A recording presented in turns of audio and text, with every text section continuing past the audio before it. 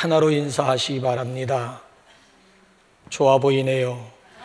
잘 어울리네요. 아니에요, 아니에요. 다 듣고 하시라고. 다 듣고. 이 벌써부터 하고 있어. 척 보시고 어떤 옷 입었는지, 어떤 가방, 어떤 신발, 어떤 액세서리를 했는지 보시고 좋아 보이네요, 아니면 잘 어울리네요, 아니면 비싸 보이네요. 여러분들 세 가지 중에 한번 착 보시면서 어떤 내용 가지고 인사하시겠습니까? 자, 이제 다시 질문하겠습니다. 자, 어떤 말을 들으니까 기분이 좋? 세 가지 중에 어떤 말을 들으니까 기분이 좋습니까? 첫째요, 둘째요, 셋째요? 셋째. 역시 그럴 줄 알았어요. 비싸 보인다고 해야 좋아하는. 여러분도 명품 좋아하시죠? 명품 싫어하는 사람이 있을까요? 돈이 문제지요. 저는 요즘 조금 이렇게 신문, 어제도 신문보다 그냥 덮어버리고 말았는데, 신문이라든지 인터넷 쇼핑을 한다든지 아니면 차를 몰고 이렇게 가다 보면 거리마다 프레카드가 걸려있는 내용이 명품 가방 사건입니다. 당사자가 사과해야 된다느니, 또 한쪽엔 그럴 필요 없다느니, 이건 특권감이다. 그래서 이거 한번 특검을 해야 한다느니, 거부한다느니, 심지어 하루라도 이 명품 가방 사건이 이슈 내지는 정치화되지 않는 날이 없어요. 매일같이. 이것이 이제는 교계까지 불똥이 튀었습니다. 최아무개 목사, 시계 가지고 몰카했던 최아무개 목사, 목사직 내려놔야 된다. 비겁한 짓을 한 목사는 목사 자격이 없다, 목사직을 내려놔야 된다고 하면서 이제는 교계까지 이것이 불똥이 튄 모양새가 되고 볼 만했습니다. 도대체 이 명품 가방이 뭐길래 온 나라 안이 이렇게 시끄럽단 말인가? 언제까지 할 것인가? 지금 세계의 웃음거리가 되고 있습니다. 여러분, 본래 이 명품이라고 하는 것이, 그것이 옷이든 가방이든 신발이든 자동차든 아니면 액세서리든 간에 자우장 그 물건을 소유한 사람이 그 물건 때문에 자랑스러워하고 자부심을 가지게 해주는 것이, 이게 바로 명품이에요. 명품. 원래 명품이라고 하는 것은 그 물건에 담긴 역사와 전통이 있고 정신이 있고 문화적 가치를 담고 있는 것을 명품이라고 하는 거예요. 그래서 이 명품에 있어서 가장 중요한 것은 언어, 명예가 되겠습니다. 명예. 명품을 쓰는 사람은 명품에 담긴 가치를 알고 그것을 누리게 됩니다. 그래서 명품에 있어서 중요한 것은 명예라고 하는 거예요. 자, 그런데 우리나라에서의 명품이라고 하는 것은 본래 이런 의미와는 전혀 상관이 없이 그저 무조건 비싼 것이라야만 됩니다. 그래서 여러분도 지금 인사했잖아요. 뭔 소리 듣고 싶어요? 비싸다고 하는 소리 듣고 싶다고.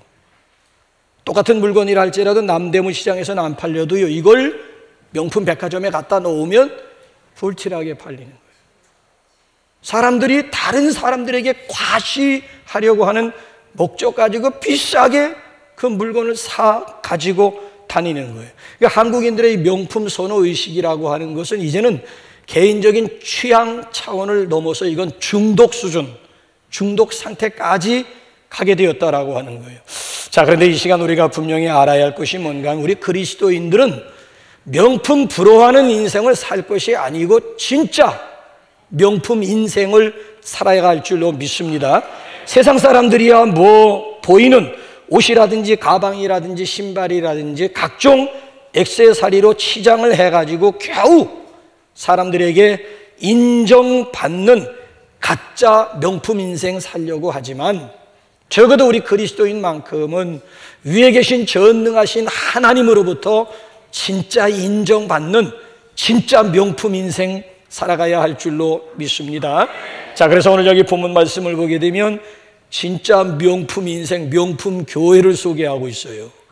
자, 요한계시록 2장 3장에 보게 되면 소아시아 7교회에 보내는 서신인데, 그 7교회를 놓고 보게 되면 어떤 교회는 부활하신 주님으로부터 칭찬과 함께 책망을 받는 교회들도 많고요, 또 어떤 교회를 보게 되면 칭찬은 일도 없고 온통 책망만 받은 교회도 나오고요, 또 어떤 교회는 책망은 일도 없고 온통 칭찬뿐인 교회가 소개가 되고 있습니다.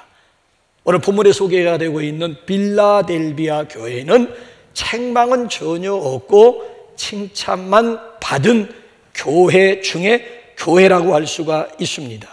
그러니까 명품 교회라고, 하나님으로부터 그 품질을 보증받은 대표적인 교회가 바로 빌라델비아 교회예요.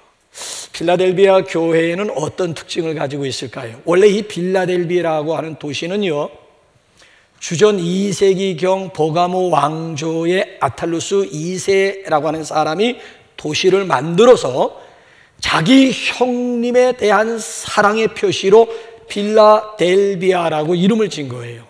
빌라델비아라고 하는 것은 두 단어가 합성된 거예요.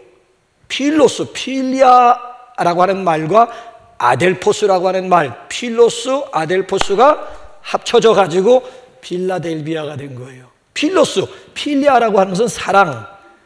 헬라어에는 네 가지 사랑, 스톨게 사랑도 있고 필리아 사랑도 있고 에로스 사랑도 있지 않습니까? 어쨌든 좌우지간 필로스라고 하는 것은, 필리아라고 하는 것은 사랑이고 아델포스는 형제예요. 그럼 이 두 단어가 합쳐 빌라델비아라고 했으면 그게 무슨 뜻이 되는 거예요? 형제 사랑이에요. 그 도시가 이름이 얼마나 형제 사랑, 얼마나 아름다운 도시예요. 그 도시 안에 있는 빌라델비아 역시 이름처럼 아주 아름다운 그런 교회였다라고 하는 것이지요. 부활하신 우리 주님께서 이 빌라델비아 교회를 향해서 극구 칭찬하시는 내용이 뭘까요? 자, 우리 한번 13절 한번 다 같이 한번, 11절 한번 다 같이 한번 읽어볼까요? 시작.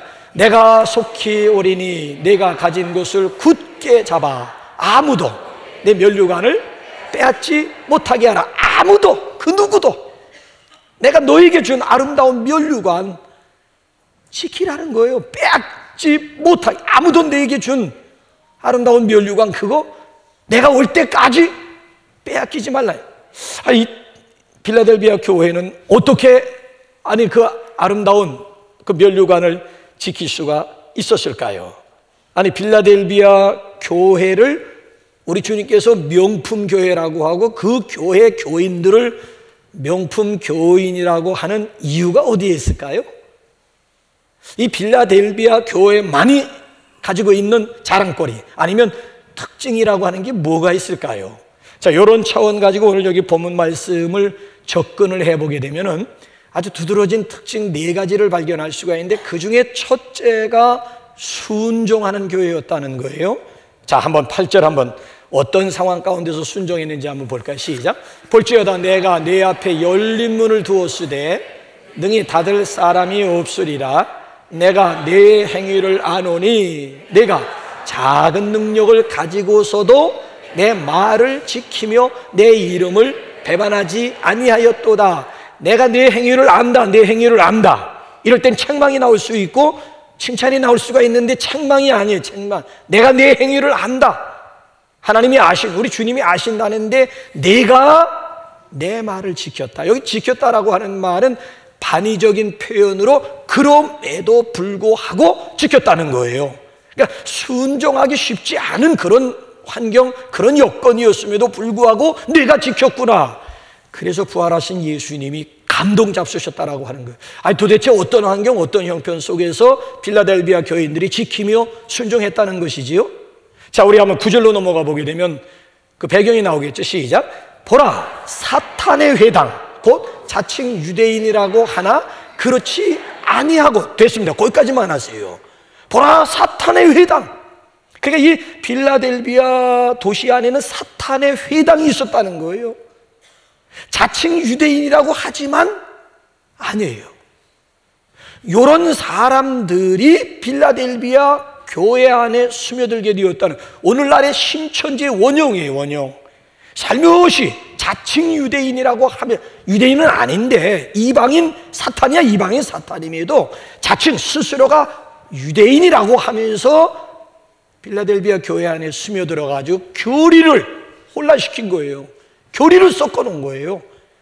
그럴듯하게, 여러분, 신천지가 처음부터 마지막까지 하나님 부인하고 예수 부인하고 성령 부인하는 것은 아니잖아요. 근데 가만히 보기 때문에 아주 교묘하게 머리에서도 몸통까지는 다 비슷한 것 같은데 꼬리를 감추고 있잖아. 꼬리가 달라. 결정적인 순간에 가서 꼬리가 달라. 그래서 이단, 다를 이자 끝단자, 끝이 다른, 처음부터 다르면 누가 그걸 믿고 따라가겠습니까? 여기가 진짜 같더니 오히려 여기가 진짜 같네? 가봤더니만 꼬리를 감추고 있는데 마지막 꼬리를 슬쩍 드러내는 거 보니까 이게 그러니까 그 당시에 이 사탄의 회당이 있는 그런 도시 가운데서 자칭 유대인들이 필라델비아 안에 들어가지고 교리를 혼란스럽게 만드는 가운데서도 필라델비아 교인들은 진리의 말씀을 옳게 분별했을 뿐만 아니라 분별한 하나님의 말씀을 지키며 그대로 순종했다라고 하는 것이 부활하신 우리 주님이 극구 칭찬하게 된 첫 번째 요인이었다라고 하는 얘기고요. 그 다음에 두 번째로 돋보이는 것이 충성입니다. 자, 여기 8절 말씀을 보기, 하반절을 보면 내가 내 이름을 배반하지 아니하였도다.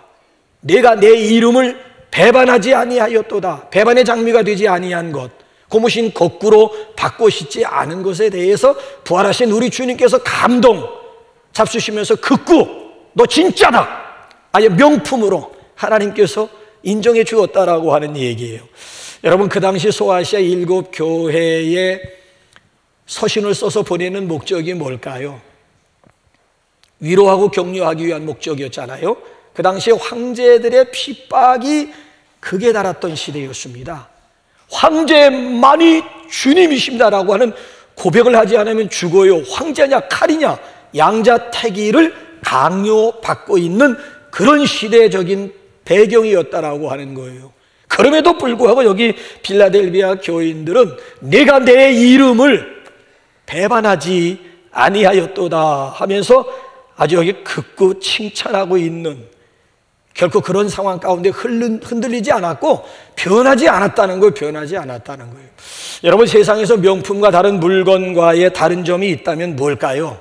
명품과 일반 물건과의 두드러진 차이점이 있다면 뭘까요? 그 중에 빼놓을 수 없는 것은 변하지 않고 자기만의 색깔, 자기만의 이미지, 자기만의 디자인을 고집한다라고 하는 거예요. 그래서 명품이에요, 명품.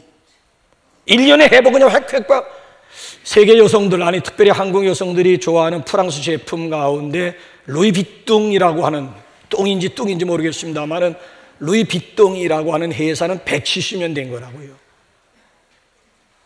근데 170년 동안 한결같이 변하지 않는 그들만의 추구하는 철학이 따로 있다라고 하는 거예요. 자, 가령 가방을 만들 때 짐을 넣어서 들고 다니는 가방 차원이 아니고 여행을 즐기는 사람이라고 하는 이미지를 주자라고 하는 철학 아래서 가방을 만든다라고 하는 거예요. 그러니까 명품은 품질이 아주 뛰어나요. 근데 더 중요한 특징이 뭔 줄 아십니까? 1년을 신고 3년을 입고 10년을 들고 다닌다 할지라도 그 품질이 한결같다는 거예요. 한결같다는 거예요. 이처럼 명품이라고 하는 것은 좀처럼 변하지 않아요. 그러니까 10년을 들고 다녀도 오히려 들고 다니면 다닐수록 오히려 더 가치 있게 느껴지고 더 고상할 정도로, 그러니까 사람들이 명품에 미쳐 돌아가는 이유가 따로 있는 거예요. 돈 자랑이라기보다는. 웬만한 가방 여러분 10년 들고 다니면 10년이 뭐예요? 몇 번 들고 나오면 두 번 다시 쳐다보고 손도 가지 않잖아요. 근데 명품이라고 하는 것은 더 보관하고 싶고 더 귀하게 여기고 싶고 10년 전이나 10년 후나 전혀 변하지 않는다는, 유행이 바뀌게 되면 그거 되겠어요? 아니에요. 모양새도 그렇고 디자인도 그렇고.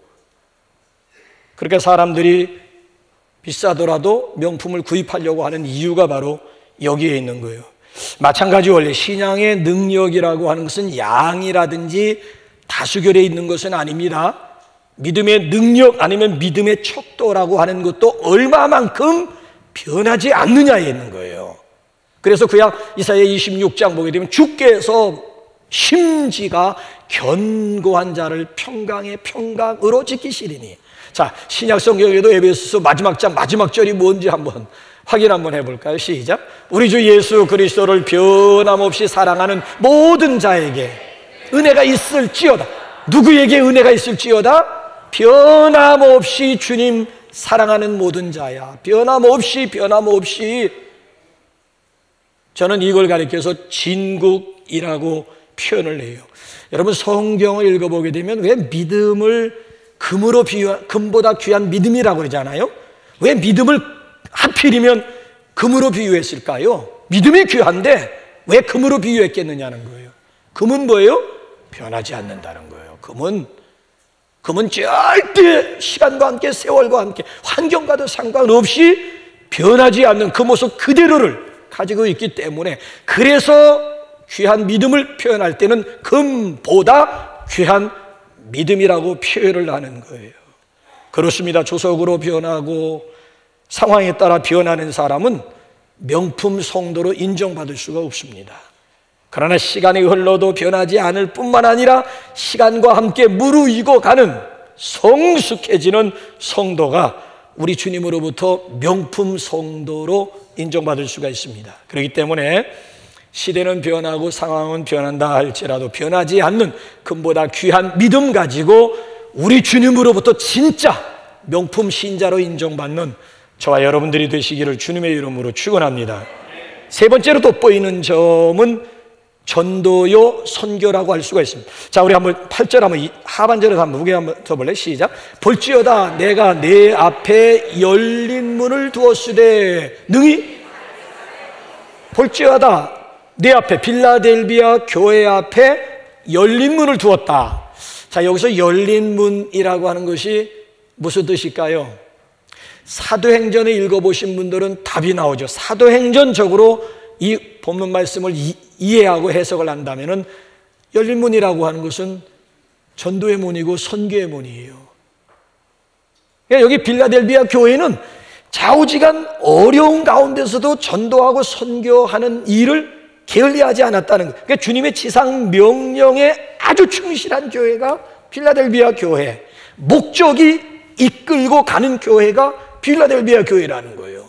자, 우리 주님께서 승천하시면서 당신의 제2의 몸으로서 이 땅에 교회를 남겨놓고 가신 이유가 뭐예요? 오늘도 교회 존재 이유가 어디에 있다고 생각하십니까? 다른 데 있지 않아요.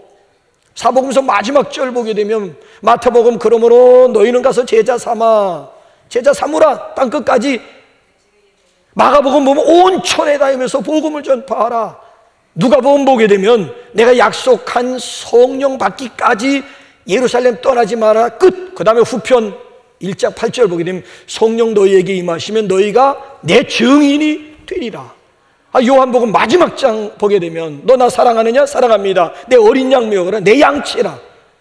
하나님의 어린 양들을 부탁하고 예수님이, 그러니까 교회가, 이 땅에 교회가 존재하는 목적은 다른 데 있는 것이 아니고 전도하고 선교하는 거예요. 그래서 오늘도 부흥하는 교회, 건강한 교회들에는 공통점이 있는데 그것이 뭔가 하면 바로 전도와 선교의 우선순위를 둔다는 거예요. 과연 우리 교회가 건강한 교회, 목적이 이끌고 가는 교회라고 할 수가 있을까라고 질문을 던졌을 때 담임 목사 입장에서는 확신이 없는 거예요. 확신이 없는 거예요. 과연 우리 교회에 몸담고 있는 구성원들이 전도와 선교에 대한 거룩한 부담감을 가지고 이 자리에 나오고 거룩한 부담감 가지고 신앙생활하는 성도들이 과연 몇 퍼센트나 될까? 너무 궁금한 거예요. 전도와 선교에서 아무런 부담감 없이 믿음 생활한다. 미안합니다. 건강하지 못한 교회예요. 성도라면 누구나 다 전도에 대한 부담감이 있어야 되고 선교에 대한 거룩한 부담감, 일반적인 부담감, 일반적인 스트레스는 우리에게 건강을 해치지만 여러분 보세요. 염려나 아니면 스트레스 나름 아니겠습니까? 당연히 전도에 대한 부담감은 가지면 가질수록 내 신앙의 질을 높여줄 수도 있고 나로 하여금 진정한 행복이 무엇인가를 생명 차원에서 경험할 수 있게 해주는, 그래서 금년에 우리 목표 가운데 세 번째가 그러니까 한 명이 한 영혼만 책임지자는 거예요. 365일 동안 1년 52주 동안 한 사람이 한 영혼, 아니 한 사람 타겟 정해놓고 꾸준히 접근하는데 때로는 커피도 사주고 함께 여행도 해주고 그 사람이 어려움을 당할 때 내가 가서 섬겨주기도 하면서 틈새를 보면서, 아니 1년 동안 내가 한 사람에게 정성 들였는데 아무리 상대방이 완고하다 할지라도 1년 동안 쏟아 부은 게 있는데 그 상대방이 내가 전하고자 하는 복음을 받아들이지 않겠느냐. 문제는 관심이거든. 관심만 있으면 누구나 다 한 사람이 1년에 한 영혼 정도는 책임질 수가 있거든요. 근데 오늘 여기 본문 말씀에 나오는 이 빌라델비아 교회가 이걸 잘한 거예요. 열렸을 때 그 기회를 잡았다는, 여러분 여기 내 앞에 열린 문을 두었다라고 하는 얘기는 이 문이 항상 열려 있다는 얘기가 아니잖아요. 열려진 문이 언젠가는 닫혀질 때가 온다는 거야. 지금은 열려 있기 때문에 지금은 기회라는 거야. 어느 순간 열렸던 문이 턱 닫히게 되면 전도하고 싶어도 전도할 수 없고 선교하고 싶어도 선교할 수 없는 때가 반드시 우리 앞에 남아있다라고. 지금은 열려있다는, 지금이 바로 기회, 지금 기회를 잡으라고 하는 얘기예요. 그래서 필라델비아 교회가 바로 세 번째로는 이걸 잘했다라고 하는 얘기고요. 마지막 네 번째 돋보이는 점은 인내입니다.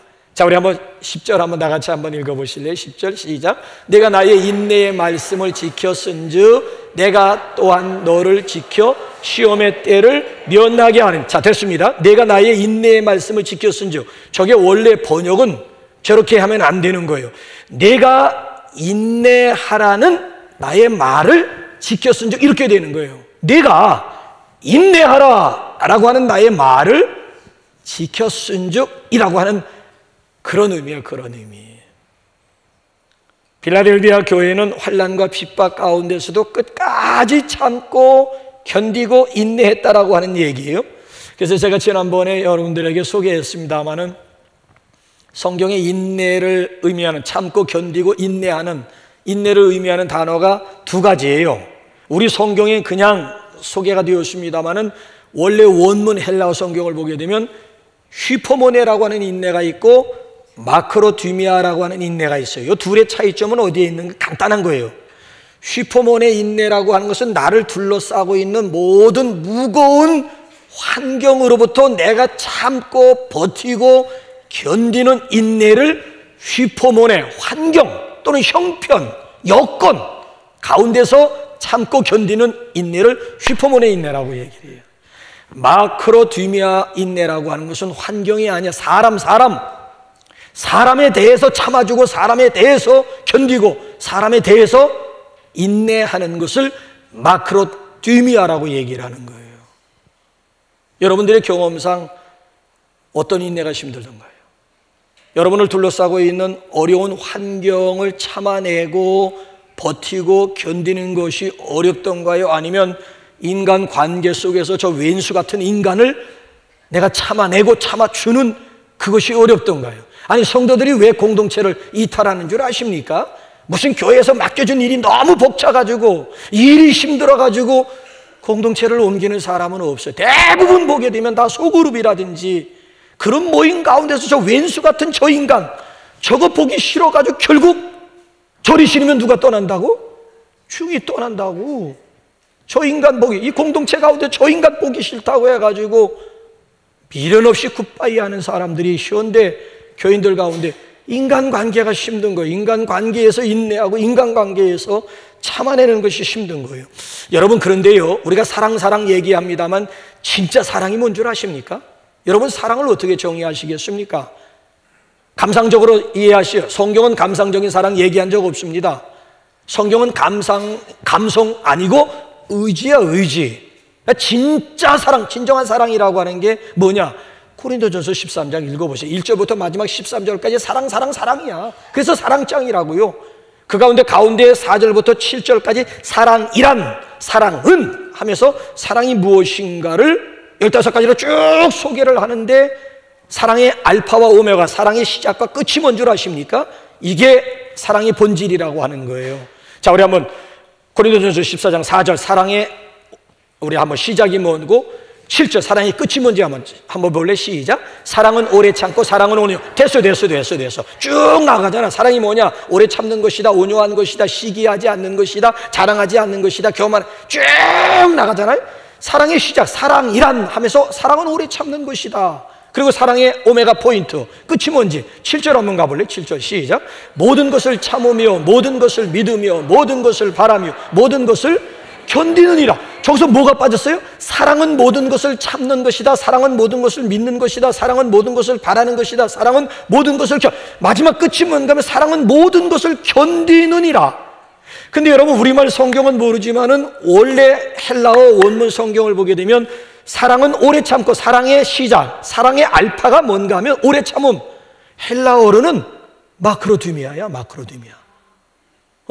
그러니까 사랑은 오래 참는다.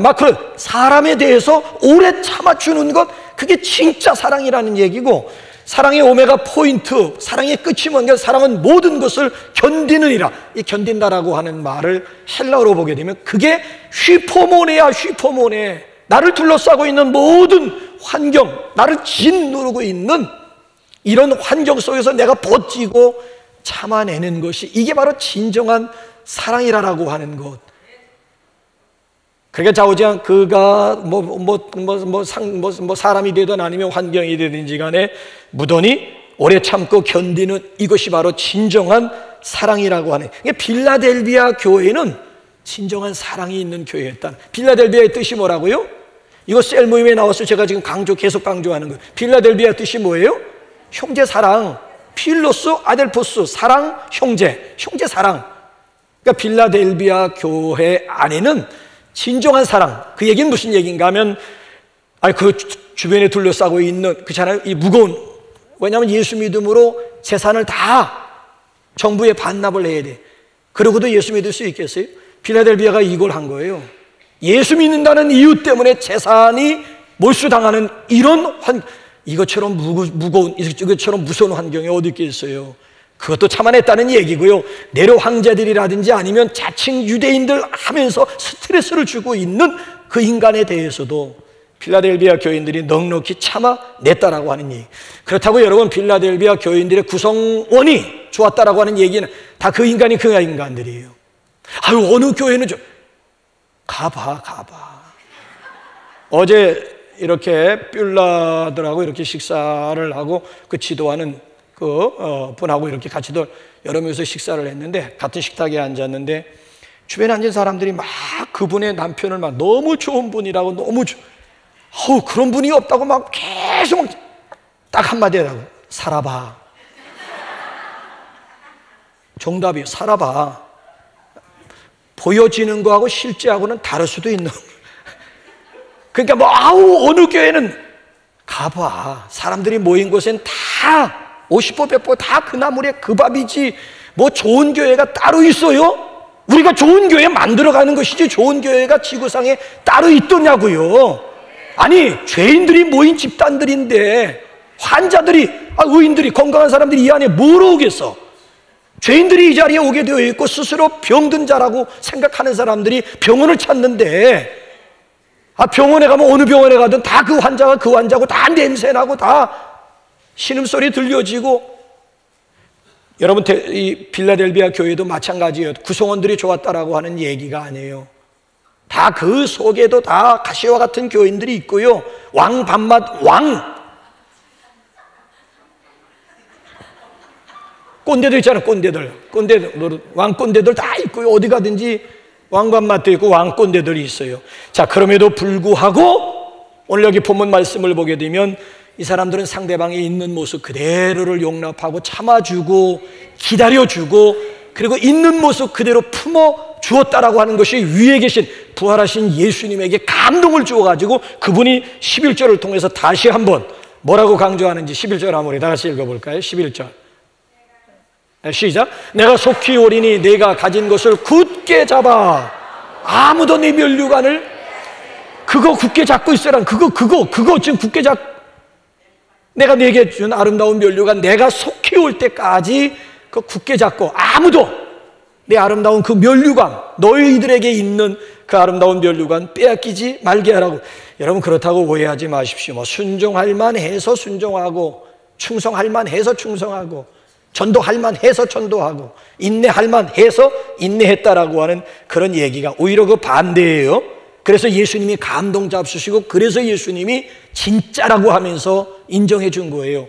자, 어떤 형편, 어떤 분위기였는지 한번 8절 한번 가볼래요? 8절 한번 가볼래요? 8절 시작. 내가 네 행위를 아노니 내가 작은 능력을 가지고서도 내 말을 지키며 내 이름을, 어떤 상황 속에서 순종하고, 어떤 상황 속에서 충성하고, 어떤 상황 속에서 선교하고, 어떤 상황 속에서 인내했다고요? 작은 능력 가지고서도. 여기 작은 미크란 에케이스 디나민. 미크란이라고 하는 것은 미크 아주 작다. 그러니까 이건 능력, 이건 능력이 있다고 볼 수 없는 거야. 그러니까 작은 능력이라고 했습니다마는 작은 능력조차도 안 되는 거야. 그러니까 그 빌라델비아 교회를 구성하고 있는 교인들의 사회적인 수준이나 위치나 신분이 보잘것 없었다는 거예요. 그들을 뒷받침해 줄 만한 아무런 근거도 없어. 아주 열악한 환경에 있었음에도 불구하고, 그럼에도 불구하고 순종했고, 그럼에도 불구하고 배반하지 않고 끝까지 충성했고, 그럼에도 불구하고 전도하고 선교하는 일에 올인했고, 그럼에도 불구하고 끝까지 참아주고 끝까지 기다려주면서 품어주었다라고 하는 이 사실이 부활하신 우리 주님을 감동시키고야 말았다라고 하는 거예요. 여러분, 예수님이 칭찬하시는 사람들이 바로 이런 사람들 아닙니까?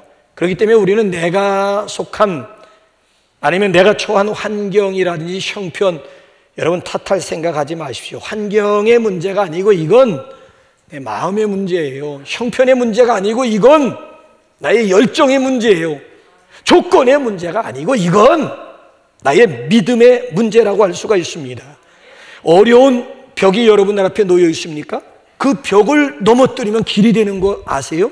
그것도 아주 지름길, 내 앞에 벽이 막혔다고 해가지고 원망 불평할 생각하지 마시라고. 여러분들 앞에 벽이 막혔으면 그 벽을 때려 눕히기만 하면 얼마든지 길이 될 수가 있고, 그 길은 지름길이 될 수 있다. 제가 미국 속담 가운데 좋아하는 속담이 있는데 한번 띄워줘 보실래요? When life give you lemon, make lemonade라고 하는, When life give you lemon, 삶이 그대에게 레몬을 준다면 레몬에이드를 만들어라고 하는 얘기. 그거 가지고 레몬에이드를 만들라고 하는 얘기. 여러분, 저도 신거 굉장히 좋아하는데 레몬만큼은 자신이 없어요. 레몬도 레몬 나름인데 어느 거 센 놈을 만나면 신 차원이 아니라 쓴 차원으로 가더라고요. 막 그냥 아니, 저는 신거를 아주 김치도 쉬어 꼬드라진 김치를 제가 좋아하거든요. 봄철쯤 되면은 겨울 김치 못 먹을 정도 된 거 저한테 가져오시라고.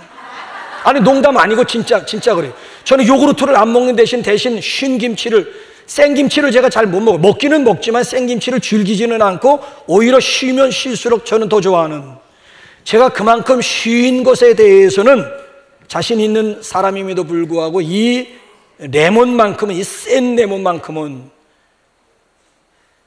삶이 그대에게 레몬을 주면 그대는 그걸 가지고 레몬에이드라고 하는 것이 향도 좋을 뿐만 아니라 얼마나 달콤하고 얼마나 먹기 좋습니까? 어제도 같이 식사하면서 거기 몇 가지 레몬 차가 있길래 3잔을 그냥 제가 갖다 그냥 그걸로 배를 다 채우고, 그러니까 나머지 그냥 먹지를 못해가지고 미련한 짓을 했는데, 그만큼 제가 레몬을 좋아함에도 불구하고 생레몬이라고 하는 거, 그러니까 우리 삶 가운데 왜 레몬이 없겠습니까? 삶이 그대에게 레몬을 주면 그대는 그 레몬을 가지고 레몬에이드를 만드는 능력, 이게 바로 그리스도인들의 실력이요, 그리스도인들의 삶의 자세라고. 필라델비아 교회가 레몬을 가지고 레몬에이드를 만든 대표적인 교회였다라고 하는 이야기예요. 더 이상 여러분 아무개 탓하지 마세요. 그렇다고 여러분 환경을 탓할 생각도 하지 마십시오.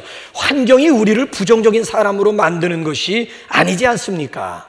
성공한 사람들의 공통점은 뭐예요? 환경에 당한 사람들이 아니에요. 오히려 그 환경을 극복한 사람들 이야기 아닙니까?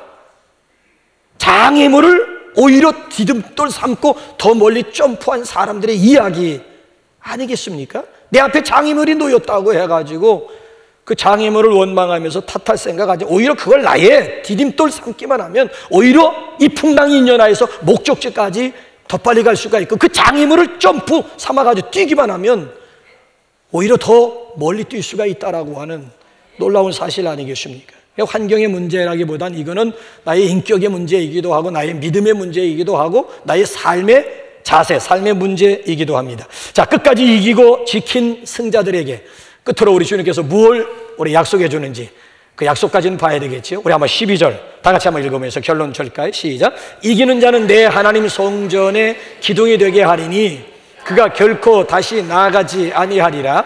내가 하나님의 이름과 새 예루살렘의 이름과 나의 새 이름을 그 위에 기록하리라. 자, 끝까지 붙잡고 면류관을 지킨 자들에게 주시는 부활하신 우리 주님의 약속이 뭐예요? 내 하나님 성전의 기둥 되게 하겠다.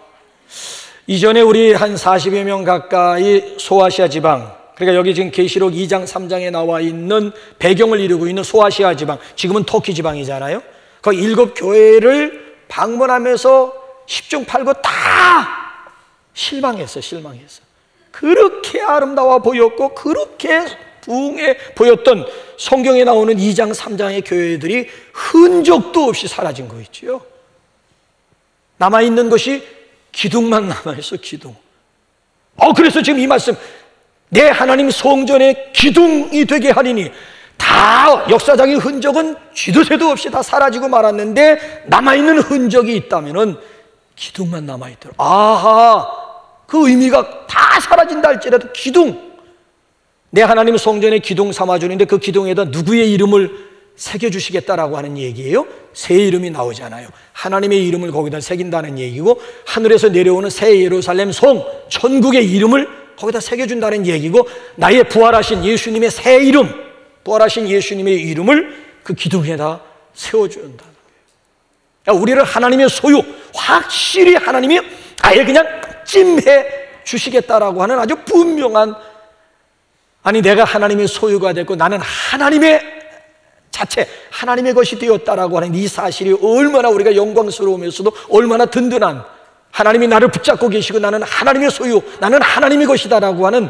이 확신 한 가지만 있으면 덤벼라 이 작것들 하면서 얼마든지 막 세상을 향해서 담대하게 나아갈 수 있는 것 아니겠습니까? 바라기는 여러분 더 이상 사람들에게 온갖 것 치장하면서 사람들에게 인정받으려고 발버둥치고 몸부림치는 그런 가짜 인생이 아닌 진짜 위에 계신 하나님으로부터 인정받을 수 있는 진짜 명품 교회, 명품 성도들이 되시기를 주님의 이름으로 축원합니다.